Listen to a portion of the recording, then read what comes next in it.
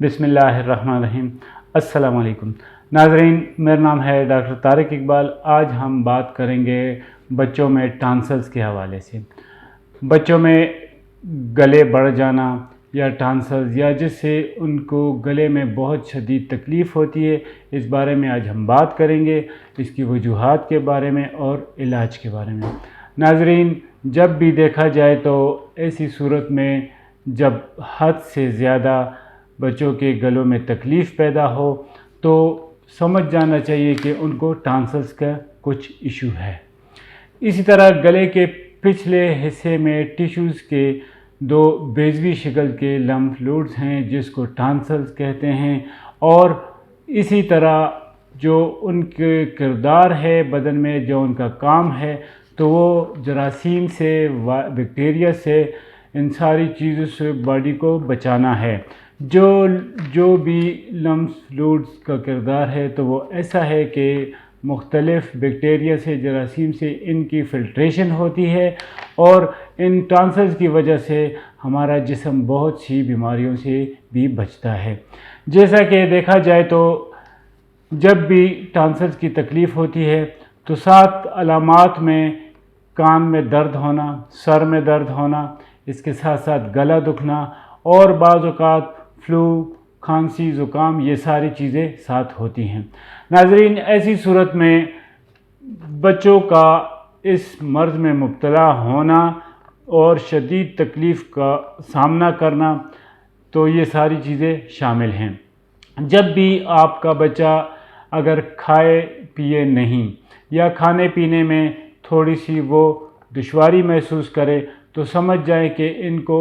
गले में कोई ना कोई मसला है। ऐसी सूरत में होम्योपैथिक तरीक़ा इलाज वाहिद इलाज है कि जो आपके बच्चों को आपको सर्जरी से बचाता है, और इस सूरत में जितने भी तकालीफ़ गले में हों उनसे आपको निजात दिलाता है। नाज़रीन, बहुत सी अलामात के साथ साथ गले में तकलीफ़ या टॉन्सिल्स की इस तरह वजूहात भी सामने आती हैं कि जिससे बच्चा खाना पीना छोड़ देता है, उसकी ग्रोथ में बहुत ही दुश्वारी होती है, उनके कद बढ़ने में मसला होता है, और ऐसे बच्चे जिनको टॉन्सिल्स की अमूमन तकलीफ़ रहती है उन बच्चों की नशोनुमा सही नहीं होती। ऐसे बच्चे अक्सर कद में भी पीछे रह जाते हैं और नशोनुमा में भी। सेहत के हवाले से बात हम करें तो टॉन्सिल्स की वजह से जब उनका खाना पीना रुक जाता है, वो खा नहीं सकते, पी नहीं सकते, गले में दर्द होता है, बाज़ औक़ात स्वेलिंग ऐसी होती है कि अगर देखा जाए तो गले में बिल्कुल शदीद सुर्खी माइल सी अलामात नज़र आती हैं, जिसकी वजह से बच्चों में खाने पीने का जो रुझान है वो बिल्कुल ख़त्म हो जाता है। और जहाँ तक हम सब जानते हैं कि खाने पीने की कमी आएगी बदन में तो इससे बहुत सी और बीमारियाँ, बहुत सी अलामात जन्म लेंगी। नाज़रीन, बच्चों में खाने पीने के साथ साथ उनकी जो नशोनुमा है, जो ग़िज़ा का एक अपना किरदार है बच्चों की सेहत के हवाले से, वो रुक जाता है। और ऐसी सूरत में ज़ाहिरी बात है कि आपका बच्चा लाग़र भी होगा, कमज़ोर भी होगा और पढ़ाई में, लिखाई में काफ़ी पीछे रहेगा। यही वजह है कि अक्सर माँ बाप इस तरफ तवज्जो नहीं देते कि उनका बच्चा जो खाता पीता नहीं है, या बाज़ों का देखा जाए तो वो खाने में बड़ी दुश्वारी महसूस करते हैं, निगलने में, पीने में। तो ऐसी सूरत में माँ बाप को समझ जाना चाहिए कि बच्चे को कोई तकलीफ़ है, और तकलीफ़ के साथ साथ ख़ास कर गले में मसला है या टॉन्सिल्स हैं, जैसे हम कहते हैं कि इनके गले बढ़ गए हैं, तो वो गलों का बढ़ना या टॉन्सिल्स का होना मुख्तलिफ़ बीमारियों की बाइस बन सकती हैं। तो इसलिए बेहतर यही है कि बर वक्त इनकी तरफ तवज्जो दें और उनकी ट्रीटमेंट के लिए कोई ना कोई बेहतरीन हल तलाश करें। इसी तरह नाज़रीन, देखा जाए तो जो बच्चे सेहतमंद हैं तो या गले उनके नहीं है, टॉन्सिल्स उनको मसला नहीं है, तो ऐसी सूरत में दूसरों बच्चों की निस्बत वो बच्चे काफ़ी सेहतमंद नज़र आते हैं और खाने पीने में भी काफ़ी आगे होते हैं। तो इसलिए मेरी यही गुजारिश है कि ऐसी सूरत में जब भी बच्चे आप देखें کہ کھانا پینا صحیح نہیں کر سکتے، یا گلا ان کا سوجا ہوا ہے، یا درد کرتا ہے، یا پانی ٹھنڈا پینے سے یا کھانا کھانے سے ان کو تکلیف ہوتی ہے نگلنے میں، تو ایسی صورت میں کسی بھی قریبی ڈاکٹر سے رجوع کریں اور اس سلسلے میں بہترین ٹریٹمنٹ لینے کی کوشش کریں۔ ناظرین، جن بچوں کو